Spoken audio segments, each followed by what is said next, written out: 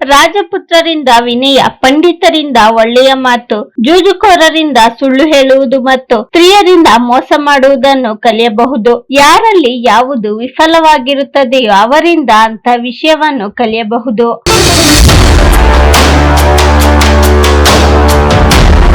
ಸರಿಯಾಗಿ ವಿಚಾರ ಮಾಡದೆ ಖರ್ಚು ಮಾಡುವವನು, ಒಡೆಯರಿಲ್ಲದವನು, ಜಗಳ ಗಂಟಿ, ಆತುರದ ಸ್ವಭಾವದವನು, ಇಂತಹ ಮನುಷ್ಯನು ಎಲ್ಲಾ ಕ್ಷೇತ್ರಗಳಲ್ಲಿಯೂ ಬೇಗನೆ ನಾಶ ಹೊಂದುತ್ತಾನೆ. ಹಣವನ್ನು ಖರ್ಚು ಮಾಡುವಾಗ ಅವಶ್ಯಕತೆಯ ಬಗ್ಗೆ ವಿಚಾರ ಮಾಡಬೇಕು. ಒಡೆಯರಿಂದ ಉತ್ತಮ ನಡತೆಯನ್ನು ಕಲಿಯಬೇಕು. ಸುಮ್ಮನೆ ಜಗಳಕ್ಕೆ ಹೋಗಬಾರದು. ಕೆಲಸವನ್ನು ಆತುರವಿಲ್ಲದೆ ಯೋಚಿಸಿ ಮಾಡಬೇಕು. ಇಲ್ಲದಿದ್ದರೆ ವಿನಾಶಕ್ಕೆ ಕಾರಣವಾಗುತ್ತದೆ.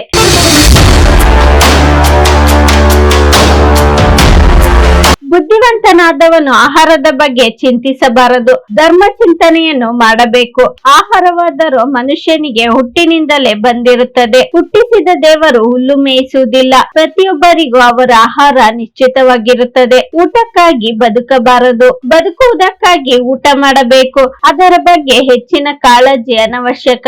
ಮನುಷ್ಯನಾದವನು ತನ್ನ ಸಮಯವನ್ನು ಧರ್ಮ ಚಿಂತನೆಯಲ್ಲಿ ಕಳೆದು ಸಾರ್ಥಕಪಡಿಸಿಕೊಳ್ಳಬೇಕು.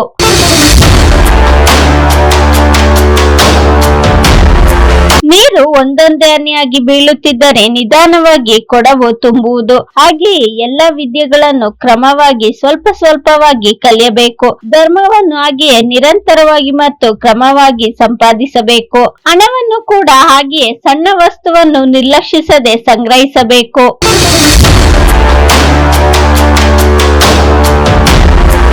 ದುಷ್ಟನು ವಯಸ್ಸಾದರೂ ತನ್ನ ದುಷ್ಟತನವನ್ನೇನು ಬಿಡುವುದಿಲ್ಲ. ಇಂದ್ರವರುಣವೆಂಬ ಹಾವು ಮೆಕ್ಕೆ ಗಿಡದ ಹಣ್ಣು ಚೆನ್ನಾಗಿ ಪಕ್ವವಾದರೂ ಕಹಿಯಾಗಿಯೇ ಇರುತ್ತದೆ. ವ್ಯಕ್ತಿಯು ವಯಸ್ಸಾದಂತೆ ಅನುಭವವನ್ನು ಪಡೆಯುತ್ತಾನೆ. ಅವನ ಸ್ವಭಾವದಲ್ಲಿಯೂ ಈ ಅನುಭವ ಬದಲಾವಣೆಯನ್ನು ತರಬಹುದು. ಆದರೆ ಸ್ವಭಾವತಃ ದುರ್ಜನನಾದ ವ್ಯಕ್ತಿಯು ಅನುಭವದಿಂದ ಹೊಸ ಪಾಠವನ್ನೇನು ಕಲಿಯುವುದಿಲ್ಲ.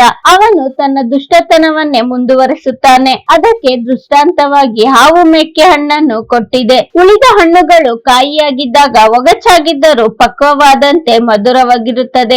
ಆದರೆ ಇಂದ್ರವರುಣಿ ಮಾತ್ರ ಕಹಿಯಾಗಿಯೇ ಇರುತ್ತದೆ. ಈ ವಿಡಿಯೋ ನಿಮ್ಗೆ ಇಷ್ಟವಾಗಿದ್ದರೆ ಲೈಕ್ ಮಾಡಿ, ಶೇರ್ ಮಾಡಿ. ಇನ್ನು ನಮ್ಮ ಚಾನೆಲ್ಗೆ ಸಬ್ಸ್ಕ್ರೈಬ್ ಆಗಿಲ್ಲ ಅಂದ್ರೆ ಸಬ್ಸ್ಕ್ರೈಬ್ ಮಾಡ್ಕೊಳ್ಳಿ. ಮುಂದೆ ಬರೋ ಎಲ್ಲ ವಿಡಿಯೋಗೋಸ್ಕರ ಬೆಲ್ ಬಟನ್ ಕ್ಲಿಕ್ ಮಾಡಿ. ಧನ್ಯವಾದಗಳು.